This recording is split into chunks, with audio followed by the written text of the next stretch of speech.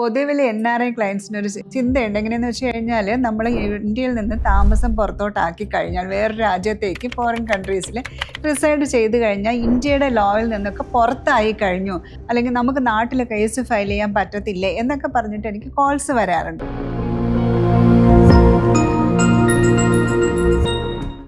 ശരിക്കും NRIs നമ്മളിപ്പോൾ പുറത്ത് റിസൈഡ് ചെയ്തു എന്ന് പറഞ്ഞിട്ട് ആ ഒരൊറ്റ കാരണം കൊണ്ട് ജൂറിസ്ഡിക്ഷനിൽ നിന്ന് എല്ലാ ലോസിൽ നിന്നും എവിക്റ്റ് ആവില്ല.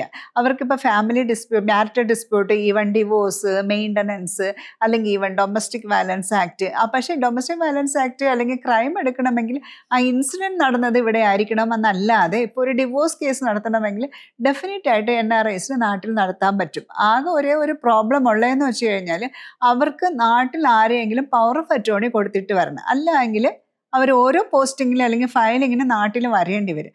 അതർവൈസ് അവർക്ക് ആരെങ്കിലും അപ്പോയിൻ്റ്, ഇപ്പം ബ്രദറോ സിസ്റ്ററോ ഈവൻ പാരൻസിനെയോ ആർക്ക് വേണമെങ്കിലും പവർ ഓഫ് അറ്റോർണി കൊടുക്കുകയാണെങ്കിൽ പവർ ഓഫ് അറ്റോർണി ത്രൂ അവർക്ക് ഫാമിലി കോടതിയിൽ കേസ് ഫയൽ ചെയ്യാം.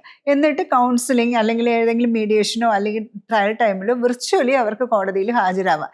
വളരെ റെയർ കേസിൽ, കണ്ടസ്റ്റിംഗ് ആയിട്ട് അത്രയും സ്ട്രോങ് ആയിട്ടുള്ള കേസിൽ മാത്രമേ അവർക്ക് നാട്ടിൽ വന്ന് മൊഴി കൊടുക്കേണ്ടതായിട്ടുള്ളൂ. ബാക്കി എല്ലാവർക്കും പ്രൊസീജിയർ പവർ ഓഫ് അറ്റോർണി വെച്ച് ചെയ്യാൻ പറ്റും, നാട്ടിൽ വരണമെന്നില്ല. അതേപോലെ ഇന്ത്യൻ ലോയിൽ നിന്ന് അവർ പുറത്തേക്ക് പോയിട്ട് വേറെ ഒരു ഓസ്ട്രേലിയയിൽ സെറ്റിലായെന്ന് വെച്ചോളൂ, ഓസ്ട്രേലിയൻ ലോ ആണ് ഇവർക്ക് ഗവേൺ ചെയ്യുന്നു എന്ന് പറയാനും പറ്റില്ല. പക്ഷേ മ്യൂച്വൽ ഡിവോഴ്സൊക്കെ ഫോറിൻ ജഡ്ജ്മെൻ്റൊക്കെ അനുവദിക്കുന്നുണ്ട്. പക്ഷേ അതിനേക്കാളും എല്ലാവരും പറയുന്നതെന്ന് വെച്ചാൽ സാമ്പത്തികമായിട്ട് കേസ് പ്രൊസീഡിങ്സ് അവിടെ നടത്തുന്നത്, ലീഗൽ പ്രൊസീഡിങ്സിന് ഭയങ്കരമായിട്ടുള്ള സാമ്പത്തിക ബുദ്ധിമുട്ടുകൾ വരുന്നുണ്ട്. അതുകൊണ്ട് നമുക്ക് നാട്ടിൽ നടത്താവോ എന്നൊക്കെ ചോദിക്കാറുണ്ട്. നമുക്ക് നാട്ടിൽ ഉറപ്പായിട്ടും ഡിവോഴ്സ് കേസ് നടത്താം. ഇതിനകത്തുള്ള ഒരേ ഒരു ദോഷഫലം വരുന്നത് എപ്പോഴും കുട്ടികളെ സംബന്ധിക്കുന്നതാണ്. കസ്റ്റഡി കേസുകൾ നമ്മൾ കുഞ്ഞുങ്ങളുടെ ഡൊമിസൈൽ നോക്കും. അപ്പം ഡൊമിസൈൽ വന്ന് എബ്രോഡ് ആണെങ്കിൽ, അതായത് പുറത്തെവിടെയെങ്കിലും ആണെങ്കിൽ നമുക്ക് ഇവിടെ ഫയൽ ചെയ്യുമ്പോഴേക്കും അതിൻ്റെ മെയിൻറ്റെയിനബിലിറ്റി വരും.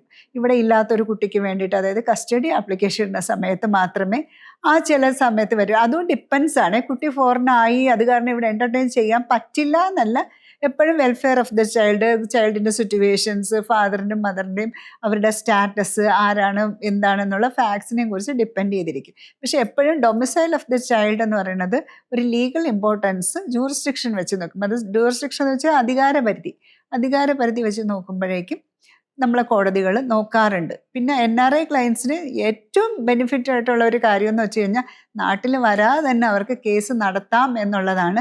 അവർക്ക് ലീഗലിലുള്ള പ്രൊസീഡിങ് സാമ്പത്തികമായിട്ടും പുറത്ത് നടത്തുന്നതിനേക്കാളും വളരെയേറെ കുറവുമായിരിക്കും ഇന്ത്യൻ കോർട്ടിൽ നടത്തുന്നത്. ഇന്ത്യൻ കോർട്ട് 100% അത് എൻ്റർടൈൻ ചെയ്യും. അനുകൂലമായിട്ട് വിധി എന്ന് വെച്ചാൽ ആർക്കാണോ കണ്ടസ്റ്റ് ചെയ്തെടുക്കണത് അല്ലെങ്കിൽ മ്യൂച്വൽ ആവണമെങ്കിൽ വിധി വാങ്ങിയെടുക്കാനും പറ്റും.